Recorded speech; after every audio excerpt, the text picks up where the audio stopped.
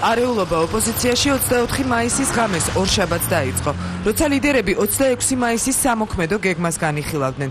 საკუთარი წინადადება თანამოაზრეებს გუბას სანიკიძემაც შესთავაზა. ჩვენ მქონდა ჩვენი კონკრეტული გეგმა, რომ 26 მაისს ეროვნულ სტადიონზე შეგვეთავაზებია მეორე ეტაპი საპროტესტო აქციების კერძოდ რეგიონებში გასვლის სქემა.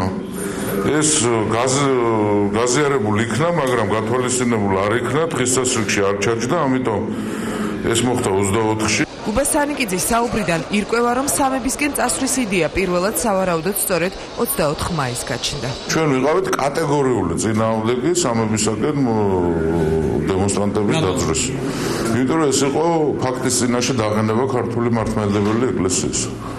რაც გამორიცხულია და დაუშვებელია. მას შემდეგ, რაც საკუთარი წინადადებები ვერ გაიტანა და უმცირესობაში აღმოჩნდა, გუბას სანიკიძემ შეკრებაც და აქციის ორგანიზატორების რიგებიც პროტესტის ნიშნად დატოვა. საუბარი ამაზე, რომ პროტესტის ნიშნად დატოვეთ თქვენ 24-ში. არა, აზრი არ ქონდა უკვე, იმიტომ რომ ჩვენ არ ვეთანხმებოდით თავიდან ბოლომდე იმ სქემას, რა სქემითაც უნდა ჩატარებულიყო 26 მაისს.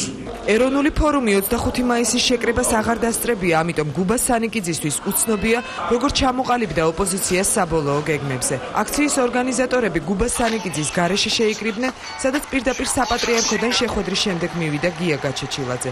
უცნობმა ყველა დაარწმუნა, რომ 26 მაისს ეროვნული სტადიონიდან სამებაში წასულიყვნენ. ჩვენ გია გაჩეჩილაძემ ხოვა, რომ ისი იდეით სამებისკენ მოხდარიყო ეროვნული სტადიონიდან მალივე ეს იცოდა პატრიარქმა, საპატრიარქო ტაძარში რომ მივიდოდა ხალხი. თავისთავად ეს იყო კარგი იდეა. მე არ ვიცი ვისთან შეხვედრის შემდეგ მოვიდა, მაგრამ უცლებმა ჩვენ გვაცნობა და ყოლა ვინაიდან ისიც მონაწილეობს აქტიურად და უამრავი ადამიანი ჩამოიყვანა რეგიონებიდან, ყოლა რომ განვიხილა ეს შესაძლებლობა.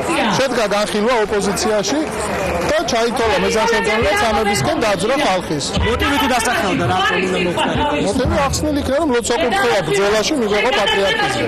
უფრო კონკრეტულ განცხადებებს კამერის წინ პოლიტიკოსები არ აკეთებენ. პირად საუბარში კი ისინი უცნობის არგუმენტებს ყვებიან, თითქოს პატრიარქი მზად იყო ოპოზიციის მხარდამჭერი განცხადება გაეკეთებინა. 26 მაისს 6 საათზე პატრიარქის ქადაგება დაიწყო. აქციის ორგანიზატორებმა მისი სიტყვა მხარდამჭერებთან ერთად მოისმინეს. თითქოს წესად იქცა ჩვენში. და პირველი პრეზიდენტი, მეორე პრეზიდენტი იყვნენ გადაყენებული და თქვენ იცით ამ გადაყენებამ რა მოგვიტანა. ამის შემდეგ ოპოზიციაში სრული გაურკვევლობა დაიწყო.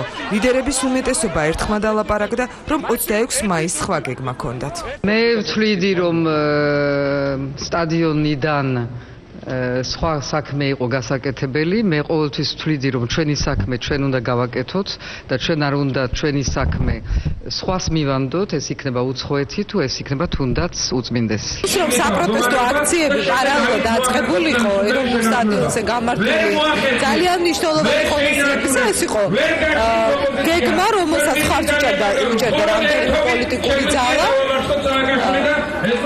თუმცა საბოლოოდ სრული კონსენსუსი ამასთან დაკავშირებით არ მოხდა. მათ შორის ჩვენი პოლიტიკური ძალაც უჭერდა მხარს არა მარტო ჩვენ აი ამ გეგმას აქციების გამართვას, პიკეტირებას რამდენიმე ადგილას 26-შივე დილით. მე ვიყავი ერთ-ერთი ავტორი გეგმისა, რომ გამოხდარიყო რკინიგზის გადაკეთება. ამ განცხადებებში ახალი არაფერი ყოფილა. მსგავსი გეგმებით და მოწოდებებით ოპოზიცია საკუთარ მხარდამჭერებს თითქმის ყოველდღიურად მიმართავს და პიკეტირებებსაც ხშირად აწყობს. სწორედ ამ ფონზე გახდა გაუგებარი ოპოზიციის განცხადებები, რომ პატრიარქმა იმ დღეს ქვეყანას სისხლისღვრას აარიდა. დიდ სისხლისღვრას ააცილა ქვეყანა. ეს არის ფაქტი. და საერთოდ რაც ხდებოდა საკურთხეველში და ტაძარში, ის არის ჩემთვის მიუღებელი. ჯოგებად რო დარბოდნენ აქედან და იქიდან დაწვებით. თქვენ ახსენეთ, რომ იმ დღეს პატრიარქის განცხადებით მოხდა სისხლისღვრის თავიდან აცილება. რატომ ელოდით ესეთ მძიმე შედეგს თქვა იმ დღეს? რატომ უშვებთ ასე ვთქვათ? ეგზალტირებული იყო ორივე მხარე.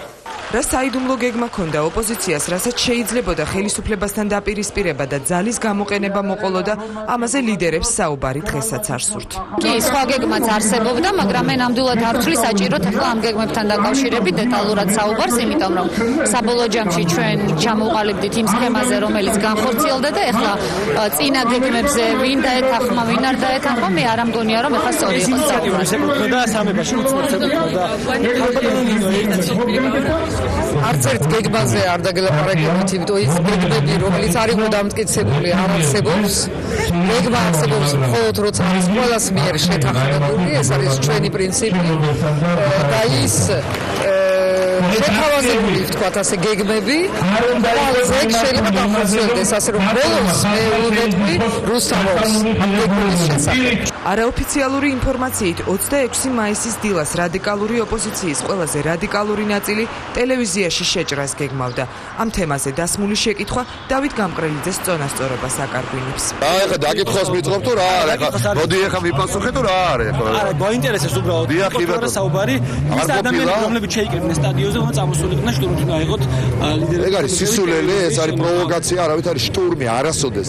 არც ერთ წევრს, არც ერთ ლიდერს და არც ერთ პარტიას არ უხსენებია. არავით არის შტურმი, არადეს არის პროვოკაცია, თუ თქვენ ამ კითხვას სვამთ. ვიდა გითხრათ, იმიტომ რომ მაგდაგვარი არავის არ ქონია და თუ თქვენ მომიყვანთ ერთ ადამიანს მაინც პოლიტიკურ ლიდერს, რომელიც გეტყვით რომ ამდაგვარი რამე იხილებოდა, მე მოდის მოვუხდი საზოგადოებას. თუ არა და თქვენ ძალიან გთხოვთ, ნუ გაავრცელებთ ამ პროვოკაციულ განცხადებას. არავით არის შტურმი, თქვენმა სააკაშვილმა განახორციელა 2003 წელს, როცა მე შიგნით ვიყავი და შტურმით აიღეს ეს შენობა. ესეც და ისიც კანცელარია. ცოტა ეგრე რომ გააკეთოთ, პასუხს მოგთხოვ.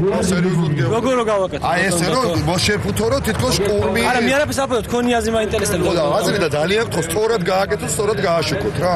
რომ ეგ არის პროვოკაცია და არც ერთ ლიდერს არასოდეს შტურმზე არ ულაპარაკია სააკაშვილისგან ეს გაუშვი. რომ სააკაშვილო მოხდა შტურმი ამის 2003 წელს და კანცელარიის. მაგან და მაგის გარემოც. ეკა ბესელიაკი ტელევიზიის შტურმით აღების სხვა ვერსიაზე საუბრობს. ეს იდეა ქონდა და ამის სურვილი ქონდა აქციის მონაწილეების გარკვეულ ჯგუფს და ისინი ხდნენ ძალიან გაგზავნებულები და გაბრაზებულები.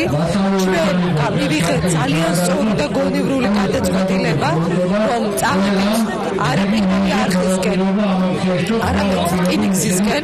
არაოფიციალური ინფორმაციით რადიკალური მოქმედებების გეგმას ოპოზიცია ასევე 25 მაისის ღამით განიხილავდა. საუბრობენ იმაზეც, რომ ალასანია ამ გეგმას ხმამაღლა დაუპირისპირდა და კონსულტაციებიც დატოვა. შიდა უთანხმოების დღემდე გაუხმაურებელ დეტალებზე ყოფილმა თანამოაზრეებმა ლაპარაკი უკვე ღიად დაიწყეს. დაიყალა ეროვნული ფორუმი ოღონდ უაზრო ბრძოლის ფორმებით. ამით კი დავიღალეთ. რაც შეეხება საკნებს, დოკუმენტურად არის დადასტურებული, თუ არა დავადასტურებთ ამას. 21-დან 21-ში უკვე იყო საუბარი, ან 25-ში, ან 27-ში თავისუფლების მოედანი უნდა გახსნილიყო. თავისუფლების მოედანი ეკავა ეროვნულ ფორუმს. მერე იყო თხოვნა მათგან, რომ იქნებ 26-მდე მაინც იყოს ეროვნული ფორუმი, 26-მდე საღამომდე ჩვენები იყვნენ, მერე გამოვიყვანეთ ხალხი. სამწუხაროა, მე ბატონ გუბას უსმენდი, ძალიან სამწუხაროა, როცა ისმენთ, რომ ასე ვთქვათ, ორივე მხარე ეგზალტირებული იყო და რაღაც იკვეთება, რომ არის ორი მხარე და ეროვნული ფორუმი ეთქვა მესამე მხარეა. მე ასე არ აღვიქვამ საზოგადოებაში ვითარებას, აქ არის ორი მხარე. არის ხელისუფლება და არის საზოგადოება. საზოგადოების ინტერესის გამომხატველი არის ოპოზიცია. ოპოზიციის მიმართ საზოგადოებას აქვს უპირობო მოთხოვნა ერთიანობის თაობაზე. ყველა პოლიტიკურ ძალას აქვს უფლება იყოს ამ ერთიანობის წევრი, ან არ იყოს, ეს არჩევანი გააკეთა ეროვნულმა ფორუმმა. ერთადერთი შეიძლება იყოს ამ შემთხვევაში სასაყვედურო, ჩვენ რა უფლება გვაქვს მათ მაგივრად მივიღოთ გადაწყვეტილება, რომ 26-ში, როდესაც უდიდესი აქცია იმართებოდა სტადიონზე, საორგანიზაციო ჯგუფის და შტაბის წევრი პარტია 2 დღით და 1 დღით ადრე არ უნდა გასულიყო ამ შტაბიდან. ოპოზიციის ლიდერები ახალ სამოქმედო გეგმაზეც სავარაუდოდ უკვე ცალ-ცალკე შეთანხმდებიან. ირაკლი ალასანია სტრატეგიაზე ეროვნულ ფორუმთან ერთად იმუშავებს. ახალ პარტნიორებს წარადგენს კონსტანტინე გამსახურდიაც. აქციის ორგანიზატორებმა კი ერთმანეთთან ურთიერთობის და სამომავლო გეგმების დასალაგებლად ორდღიანი ტაიმაუტი აიღეს.